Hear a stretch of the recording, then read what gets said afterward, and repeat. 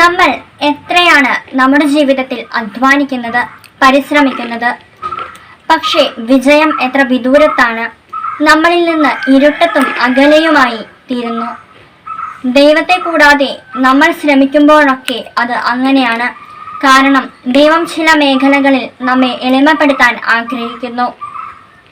ദൈവത്തിൻ്റെ മുൻപിൽ നമ്മുടെ ഹൃദയം അർപ്പിച്ച് ദൈവത്തെ സ്വീകരിക്കാൻ ആഗ്രഹിക്കുന്നു. യോഹന്നാന്റെ സുവിശേഷം 21-ാം അധ്യായം 5-ാം വാക്യത്തിൽ ഈശോ ഇങ്ങനെ പറയുന്നുണ്ട്. യേശു അവരോട് ചോദിച്ചു, കുഞ്ഞുങ്ങളെ, നിങ്ങളുടെ അടുക്കൽ മീൻ വല്ലതുമുണ്ടോ? ഇല്ല എന്ന് അവൻ ഉത്തരം പറഞ്ഞു.